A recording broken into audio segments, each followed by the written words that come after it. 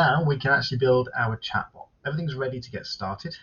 In this video, we're going to go through finding the data that we need for our build and then selecting that data for our chatbot.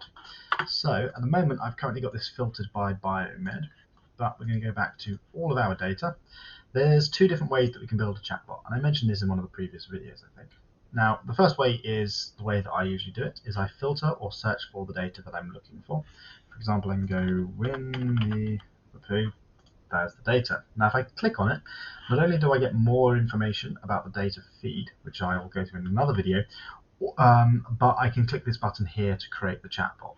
Now, the reason I like doing this is because it gives me a little bit more control over the data that I'm using in the chatbot. It's easier to see. So, for example, if I'm building a chatbot for biomed, I have all of the data that I need in one place. So I can just quickly select the 4 bits of data and click on Create Chatbot. Once we've done that, we then give it the details that we need. If we come onto Files here, you can see these are the files that I've added. Now, the problem is at the moment I haven't yet built this, but I will try and add this coming soon in the next update, is I can't actually filter the source information here by the different tags. I can search for it. For example, I can go for Winnie the Pooh, and I can add that data if I wanted to my chatbot build. But obviously, that's not super convenient if I want to do that for a lot of data. I've got to remember it. So that's the two ways that you can build it. I wouldn't recommend doing it this way.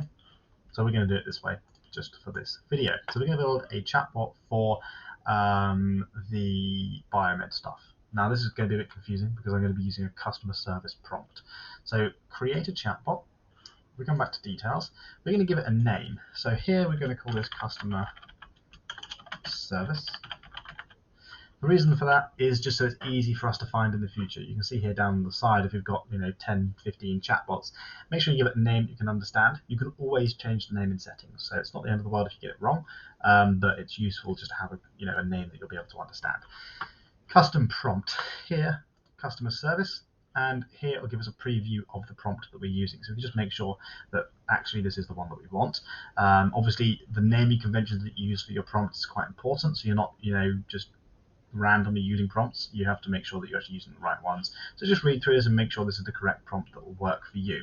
Now, prompting is a huge thing. I will go through this in another video, but I want to mention here and now, if your chatbot's not responding in the way that you want, the likelihood is it's not an error or a bug within ChatIQ, and that's not just me saying it because I don't want you to think there's any bugs. You'll be surprised by the number of emails I get from users saying that there's an issue with the chatbot not referencing their data or just not working properly, and then we get on a call and look through their account, and it turns out they're actually just using a completely random prompt, and what's actually happening is the chatbot's getting confused.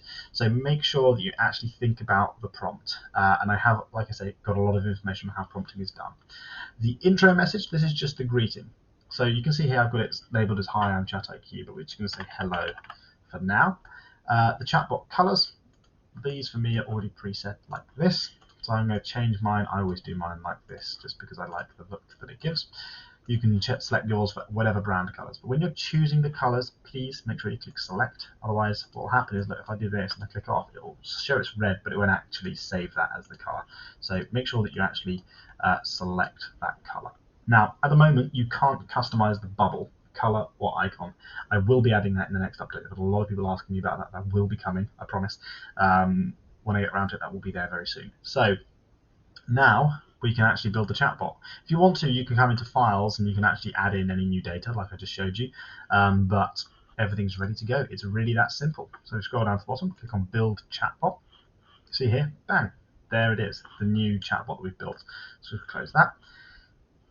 And then we're ready to actually use the chatbot. So in the next video, we're going to start to move on to the actual chatbots section. And I'm going to explain how it all works and all the other bits and pieces.